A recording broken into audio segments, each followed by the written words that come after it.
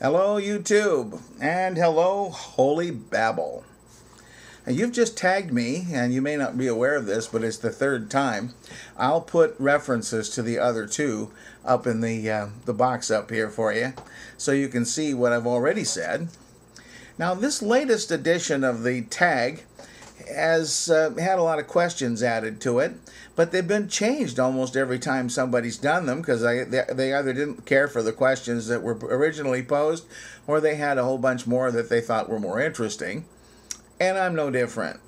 But I'm going to try to do the first one, which is your favorite whatever song, movie, music, book, color, work of art. Favorites change, though, as we go along, and I don't think I ever had a favorite song because I like music so much and I like a lot of songs. My favorite music has usually tended to be classical, but when Tito Puente died, I realized I actually liked Latin music too, and so I bought a double CD of the essential Tito Puente, including things like Oye Como Va, you know.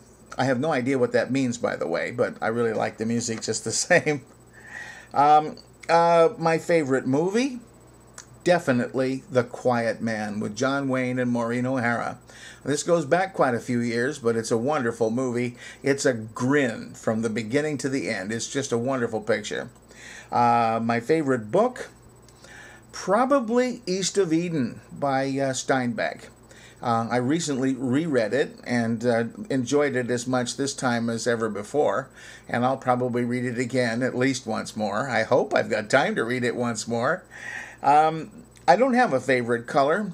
I don't have a favorite work of art, although one that does come to mind, in spite of the fact that I'm an atheist, is I've only seen a picture of the original, and I've seen a replica, an exact copy of the Pietà, of a picture of Mary holding the body of Jesus, and it is it almost makes you cry. It's so beautiful. The original is by Michelangelo. I don't know who did the copy that's in the Forest Lawn Cemetery in Glendale, California, but it is a perfect reproduction. Let's see. Number two. Well, this is a fact about me that I don't think I've mentioned before, is that when I was 3 years old, I almost died of starvation. Literally. I contracted some kind of fever. My mother told me my fever never dropped below 101 for 3 months. And in those days, my parents belonged to a extremely fundamental religious group. I don't want to say cult because some members of my family are still in that group. That is some of my extended family, not my immediate family.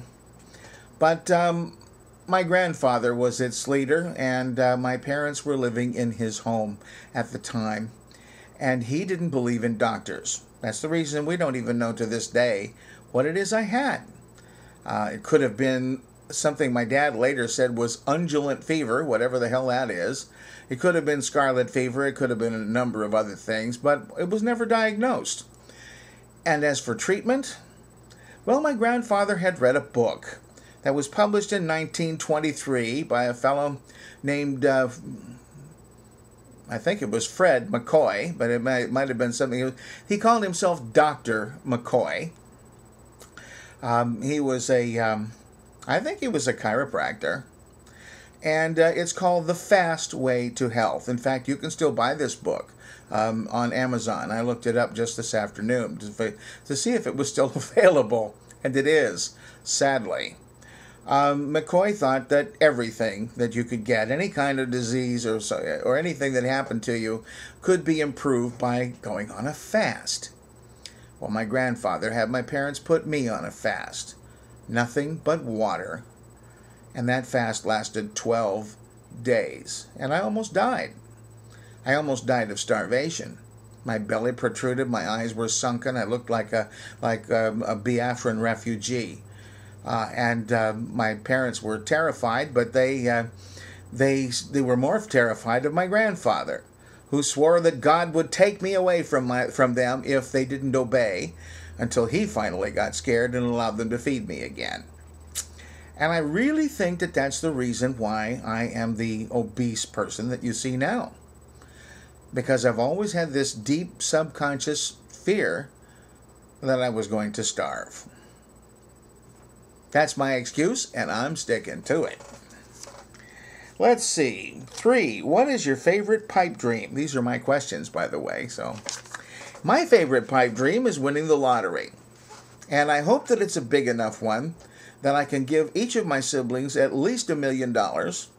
I would love to give them at least $5 million, so that their lives will be completely taken care of for the rest of their lives. They'll never have to worry about anything financial again.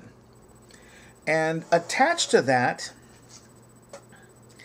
is my question number 4. It's just, where would I go if I could go anywhere? Well, if I were to win that lottery and had enough money, I'd like to take a year, at least 6 months, maybe a year, and take an automobile trip around the United States and Canada. I'd like to go to every one of the 48 contiguous states in a car and all of the provinces of Canada, and photograph and record my feelings about what I'm seeing.